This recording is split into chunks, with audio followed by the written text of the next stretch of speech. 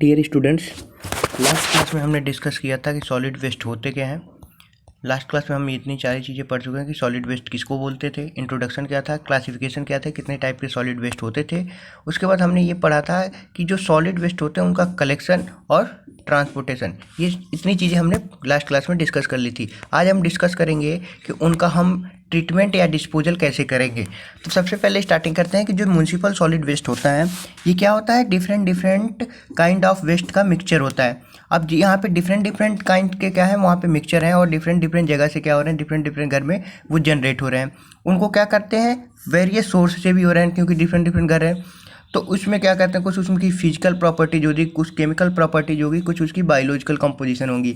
अब डिस्पोजल में क्या करेंगे कि डिस्पोज करेंगे उस वेस्ट का कोई भी टेक्निक यूज करके, और डिपेंडिंग वो टेक्निक इस पर डिपेंड करेगी कि टाइप ऑफ वेस्ट क्या है, किस टाइप का है। ऐसा नहीं कि हर टाइप के वेस्ट के लिए हर टेक्निक यूजफुल है, उनकी क्वांटिटी कितनी है, उनका सोर्स क्या था और उनका स्केल ऑफ ऑपरेशन कितनी बड़ी स्केल पर हम उसका ऑपरेशन करेंगे या फिर ऑपरेशन के मीन्स की डिस्पोज करेंगे।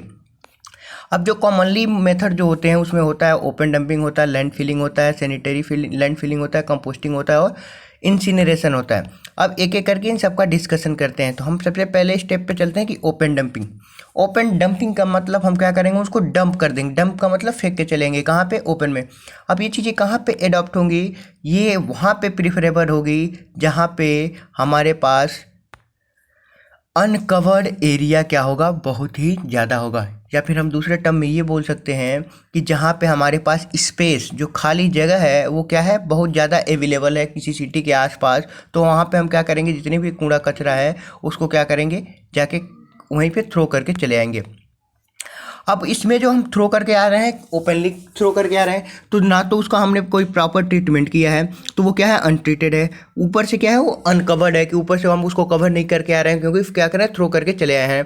और ना ही उसमें कोई सेग्रीगेशन का ऑपरेशन एडप्ट कर रहे हैं कि अलग अलग टाइप के वेस्ट को अलग अलग जगह सबको क्या कर रहे हैं, कॉमनली एक ही जाइट पे जाके क्या कर रहे हैं, फेंक के आ जा रहे हैं।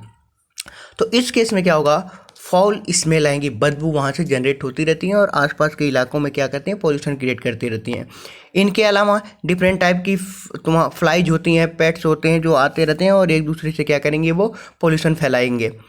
इसके अलावा जब वो डिकम्पोज होंगे या फिर जो सड़ेंगे तो वहाँ से कुछ लिक्विड जनरेट होगा। सड़ने के बाद वो लिक्विड अगर बारिश होती है तो आसपास क्या होगा, अगर रेन वाटर के थ्रू क्या होगा, रन ऑफ बह के आसपास के जो वाटर बॉडीज है वहाँ पहुँच जाएंगे और उसको भी क्या करेंगे, पोल्यूट करेंगे।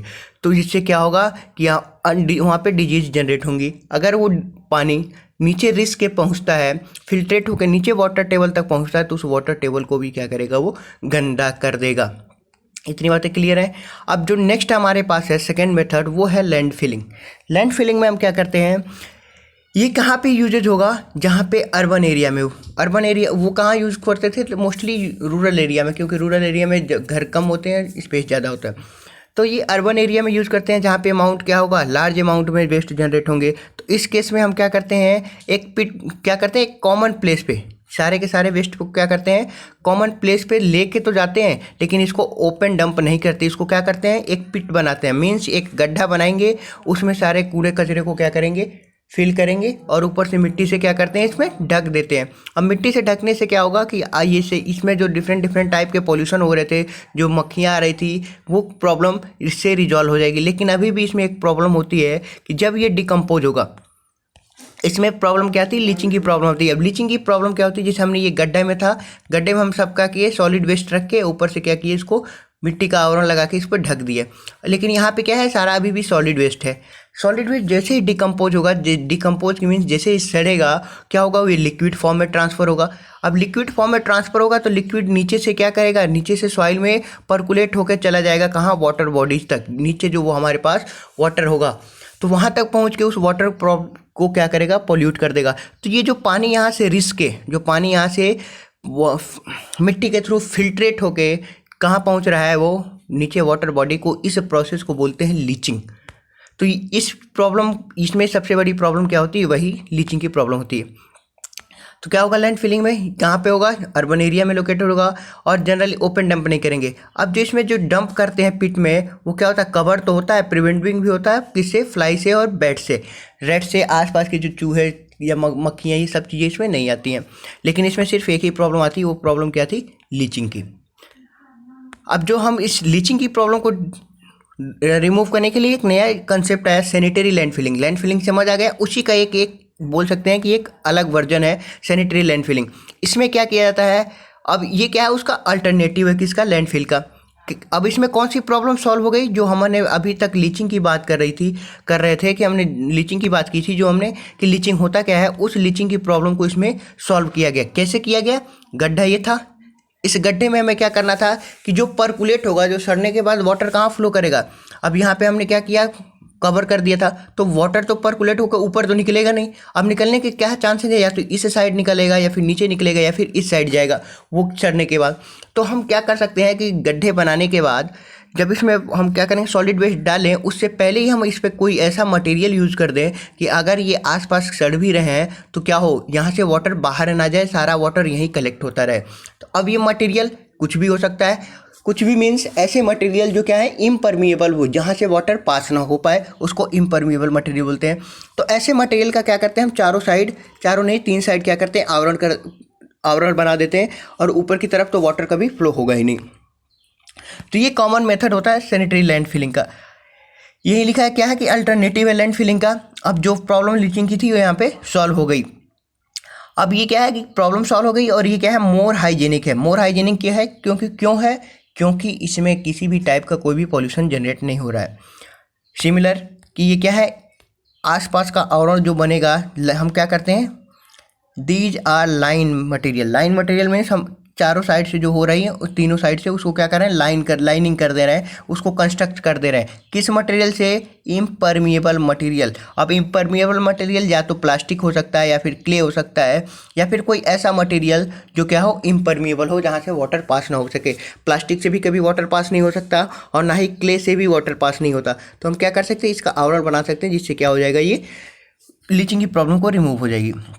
नेक्स्ट हमारे पास जो मेथड है वो है हमारे पास कंपोस्टिंग। कंपोस्टिंग हम वहाँ पे अडॉप्ट करेंगे जहाँ पे सिर्फ और सिर्फ बायोडिग्रेडेबल मटेरियल होते हैं। मींस अगर हम ट्रांसपोर्टेशन करने से पहले हम क्या करें, उसको अलग अलग डिफरेंट में हम क्या किए, उसको अलग अलग कर लिए। तो हम जहाँ पे भी ये हमारे पास बायोडिग्रेडेबल मैटर होंगे, मींस ऑर्गेनिक मैटर होंगे, उनको अलग कर लेंगे, और उनकी रिसाइकलिंग इस मेथड से की जाती है, जिसका नाम है कंपोस्टिंग।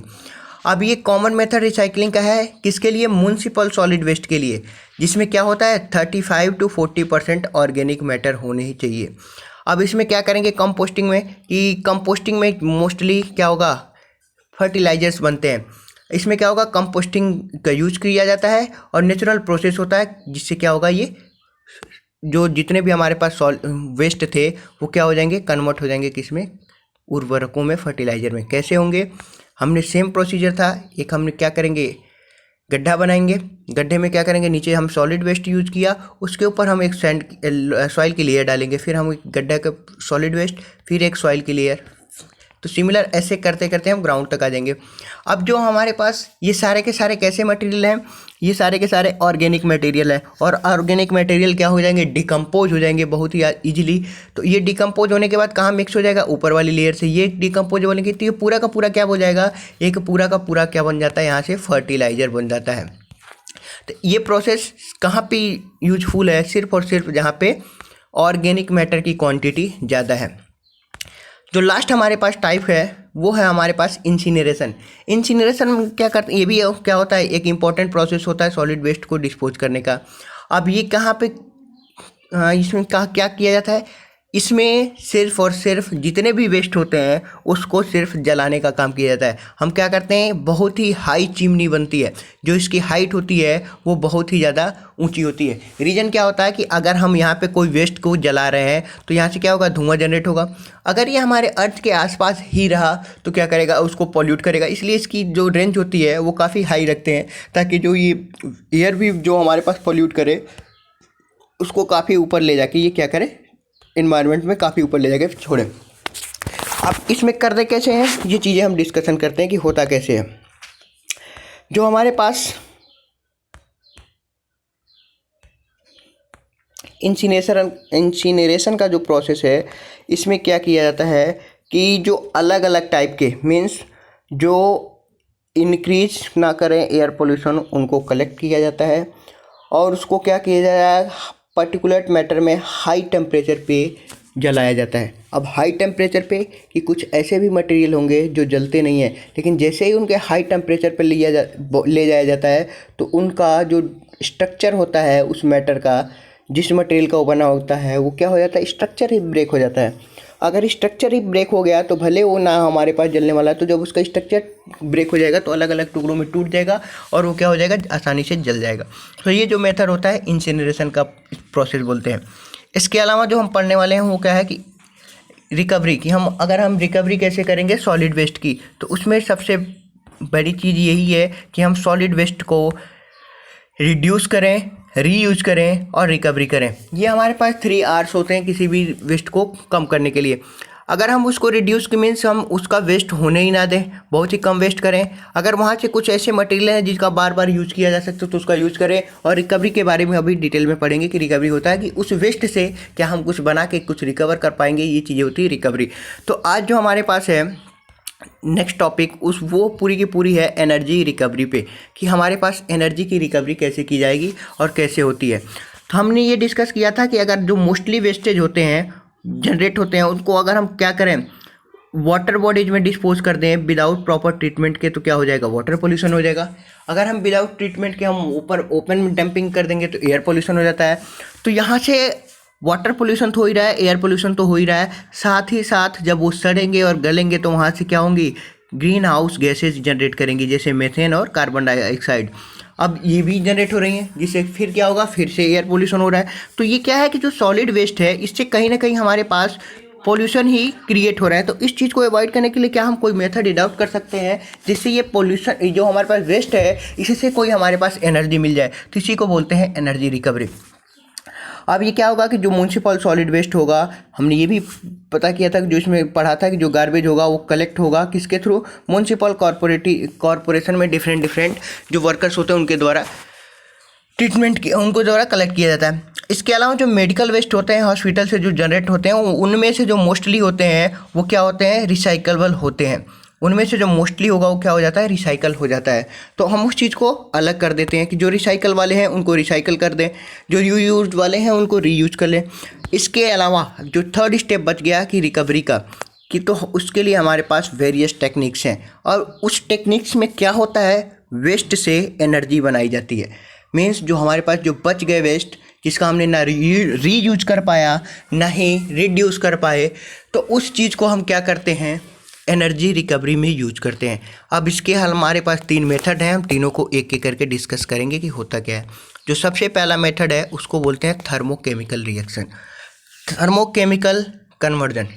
तो थर्मो का मीन्स है हमारे पास क्या है, जहाँ पे थर्मो का आ जाता है हम इसको ये पढ़ते हैं थर्मल होता क्या है, और जहाँ पे थर्मल टर्म आ गया वहाँ पे हम एक ही चीज़ का जानते हैं कि टेम्परेचर की बात हो रही है। अब हम क्या करेंगे, कहीं ना कहीं टेम्परेचर का यूज करके कोई ना कोई केमिकल रिएक्शन कराएंगे जिससे क्या हो, वो कन्वर्जन हो। तो ये सारी चीज़ें क्लियर हो गई कि क्या होगा, थर्मोकेमिकल मीन्स हम टेम्परेचर का यूज करके केमिकल कैसे करते हैं। म्युनिसिपल सॉलिड वेस्ट को क्या करेंगे, अनलोड करेंगे। कहाँ से, हमने वहाँ पे ट्रांसपोर्ट करने से पहले क्या किया था, उसको जैसे शहर में एक जगह रख दिया, फिर उसके बाद उसको ट्रक में लोड किया और भेज दिया। तो जब अनलोड कर रहे होंगे ट्रक से तो हम क्या करेंगे, उसी टाइम उसको हैंडलिंग टाइम में क्या करेंगे, अलग अलग कर लेंगे। अब जो रिसाइकल मटेरियल है उनको अलग कर लेंगे और जो बच गए रिमेनिंग है उनको क्या किया जाता है, कंबसन चेम्बर में, कंबसन चेम्बर जहाँ जलने का काम होता है, तो वहाँ पे हाई टेम्परेचर से जलाने का काम होगा, वहाँ पे क्या किया जाता है, बर्न किया जाता है। अब यहाँ पे क्या होगा, थर्मोकेमिकल कन्वर्जन होगा कि हमारे पास टेम्परेचर के चलते वो सारे क्या हो जाएंगे, केमिकल में कन्वर्ट होंगे और उनका जो हमारे पास कैरेक्टरिस्टिक्स होंगे वो क्या होंगे, बहुत ही हाई टेम्परेचर पे कंसीडर होंगे। अब जो इनका कन्वर्जेशन रेट होगा वो भी बेस्ट होता है। अगर ये हमारे पास किस मटेरियल का यूज़ करेंगे, इसमें हम उसी वेस्ट का यूज करते हैं जो हमारे पास क्या हो, लो मॉइस्चर हो, कि उनमें मॉइस्चर की कंटेंट क्या हो, बहुत ही कम हो, तो उसको हम इसमें जनरली यूज कर लेते हैं। तो ये हमारे पास होते हैं थर्मोकेमिकल कन्वर्जन। अब जो थर्मोकेमिकल कन्वर्जन का एग्जाम्पल ही था, क्या था, इंसिनरेशन था या फिर पाइरोलाइसिस है या फिर गैसिफिकेशन है। तो ये अलग अलग गैसिफिकेशन, तो ये अलग अलग 3 प्रोसेस हैं जिसमें हमने इंसिनरेशन की बात कर ली थी कि हम क्या करते हैं, हाई टेम्परेचर पे उसको बर्न कर देते हैं, जिससे स्ट्रक्चर ही क्या होता है उस मटेरियल का ब्रेक हो जाएगा, और ब्रेक होने के बाद वो आसानी से बर्न हो जाएगा, जिससे हमारे पास ना तो एयर पोल्यूशन होगा ना ही किसी और टाइप का कोई पोल्यूशन जनरेट होगा। दूसरा होता है बायोकेमिकल कन्वर्जन। अब बायोकेमिकल कन्वर्जन में क्या होगा, इसमें बायोलॉजिकली रिएक्शन कराया जाता है। अब बायोलॉजिकली रिएक्शन किस पे हो पाएगा, तो वो चीज़ें देखते हैं कि जो बायोकेमिकल रिएक्शन होता है ये प्रोसेस होता है जिसमें क्या होता है, एनएरोबिक रिएक्शन होंगे। अब एनएरोबिक, यहाँ पे दो टर्म्स आ रहे हैं, एक तो यहाँ पे दिख रहा है एनएरोबिक और दूसरा होता है एरोबिक। एनारोबिक और एरोबिक में तो हम पहले एरोबिक की बात करते हैं। एरोबिक का मीन्स होता है कि कोई भी हम चीज़ को रिएक्शन करा रहे हैं with the presence of oxygen. अगर हम वहाँ पे ऑक्सीजन है तो उसको क्या बोलते हैं, एरोबिक। अगर अब्सेंस है मीन्स ऑक्सीजन नहीं है तो उसको क्या बोलेंगे, एन एरोबिक। तो हम इस चीज़ को जो हम क्या करेंगे, बायोडिग्रेड कराएंगे, उसको किसके रिस्पेंस में कराएंगे कि ऑक्सीजन के अब्सेंस में, ऑक्सीजन वहाँ पे नहीं होगी तो हम उसको क्या करते हैं, डाइजेस्ट कराते हैं। मीन्स एक चैम्बर बना लेंगे जहाँ पे क्या होगा, ऑक्सीजन पहुँचे ही ना। अगर ऑक्सीजन नहीं पहुँचेगा तो वहाँ पे आसानी से हम क्या करते हैं, बायोकेमिकल रिएक्शन का यूज कर ले, बायोकेमिकल रिएक्शन का मेथड एडॉप्ट करते हैं। अब ये कैसे होगा, अब उसमें क्या होगा कि एनारोबिक क्या होगा, डाइजेशन होगा, फर्मेंटेशन होगा। मीन्स जब उसमें क्या होगा, जैसे कि यहाँ पे हमने सॉलिड रख दिया तो सॉलिड रखने के बाद जब ये सड़ेगा गलेगा तो सबसे नीचे क्या हो जाएगा, उस सड़ने के बाद जो बच जाएगा उसके नीचे जो सबसे नीचे वाला पार्ट होगा अभी भी कुछ उसमें सॉलिड होगा, उसके बीच में क्या होगा, यहाँ पे लिक्विड होगा। इसके ऊपर सबसे ऊपर क्या बचेगा, गैस, क्योंकि ये क्या होते हैं, हल्के होते हैं। तो ये तीन अलग अलग टर्म्स में क्या हो जाएंगे, ब्रेक हो जाएंगे गड़ने चलने के बाद। अगर ऐसा नहीं है कि हमने जो सॉलिड यूज़ किया 100% वो क्या हो जाएगा, कन्वर्ट हो जाता है, कुछ ना कुछ उसका सॉलिड पार्ट बच जाएगा। सॉलिड हैवी होते हैं तो क्या होंगे, उस टैंक के में नीचे रह जाएंगे, लिक्विड उससे थोड़े ऊपर होंगे और गैस सबसे ऊपर होंगे। तो ये तीन अलग अलग वहाँ पे क्या होंगे, फर्मेंटेशन होंगे। अब ये जो फर्मेंटेशन हुआ तो इसमें अलग अलग तीन चीज़ें बनी। तो उसमें जो होगा ऑर्गेनिक जो हमारे पास हाई परसेंटेज किसका होता है, ऑर्गेनिक बायोडिग्रेडेबल का, जहाँ पे क्या होगा, ऑर्गेनिक मटेरियल होंगे, उन्हीं का हमारे पास यहाँ पे मोस्टली यूज होता है। एनारोबिक डाइजेशन में क्या होगा कि जो टेक्नोलॉजी यूज होती है वो या तो गीले के लिए होती है मोस्टली। इसमें क्या होगा कि जो हमारे पास लिक्विड होते हैं उसमें एल्कोहल फर्मेंटेशन भी होता है। मीन्स एल्कोहल भी कहीं ना कहीं उसमें बनते हैं। अब ये एल्कोहल बनने के कैसे, कि जो ऑर्गेनिक फ्रैक्शन का बायोमास है जो होता है वो कन्वर्ट होता है किस में, एथेनॉल में। और एथेनॉल भी किसका टाइप है, एक एल्कोहल का ही टाइप है। अब ये जो एथेनॉल में कन्वर्ट होगा किसके थ्रू, बायोकेमिकल रिएक्शन के थ्रू। बायोकेमिकल रिएक्शन के थ्रू जो भी हमारे पास बायोमास आएगा, बायोमास मीन्स जो हमारे पास वेस्ट है वो किस में कन्वर्ट हो जाएगा, एथेनॉल में। और एथेनॉल क्या है, एक टाइप का एल्कोहल है। तो यहाँ से ये सारी चीज़ें क्लियर हो गई होंगी। अब यहाँ पे क्या होगा, यहाँ से जो ये प्रोसेस होता है ये बहुत ही अच्छा प्रोसेस एप्लीकेबल होता है किसके लिए, जिसमें हमारे पास जनरली वुडी जो होते हैं, जहाँ पे लकड़ियों वाला सामान ज़्यादा होते हैं, उसमें एथेनॉल बनने के चांसेस बहुत ही क्वांटिटी ज़्यादा आती है, इसलिए वहाँ पे ज़्यादा एडॉप्ट किया जाता है। थर्ड हमारे पास होता है फिजियो केमिकल कन्वर्जेशन। मीन्स हम इसको क्या करेंगे, फिजिकल तरीके से कन्वर्ट करेंगे केमिकल में। अब इसमें हम क्या करेंगे, सबसे पहली चीज़ उसकी फिजिकल और केमिकल प्रॉपर्टीज देखेंगे कि क्या क्या होते हैं। फिर उसको क्या करते हैं, जो कंबसन वाले होते हैं उनको कंबसन कर देते हैं, जो जिसमें भी क्या होगा, कंबसन करने के बाद हाई एनर्जी मिलती है। हाई एनर्जी मिलेगी, फ्यूल्स मिलेंगे, तो उनका यूज कहाँ कर जाती है, अगर कंबसन करने के बाद वहाँ से जो एनर्जी मिली उसका यूज कहाँ होता है, स्टीम जनरेशन में होता है, जो कि जनरली पावर प्लांट में यूज होते हैं। अब ये तो हमारे पास तीन एनर्जी रिकवरी मेथड। इसके अलावा यहाँ पे डिटेल है हमारे पास सैनिटरी लैंडफिलिंग का, कि सैनिटरी लैंडफिलिंग होते क्या है, जिसके बारे में ऑलरेडी हम लोग डिस्कस कर चुके हैं। वो कहाँ कहाँ पे हो सकते हैं, तो इसके अलग अलग टाइप हैं। या तो वो कहाँ हो सकता है, ऑन साइट पे हो सकता है या फिर ऑफ साइट हो सकता है, कि जहाँ पे हम काम कर रहे हैं, मीन्स जहाँ पे कलेक्ट कर रहे हैं वहीं भी कर सकते हैं, या फिर सिटी से बाहर जाके आउटसाइड भी कर सकते हैं। तो ये हमारे पास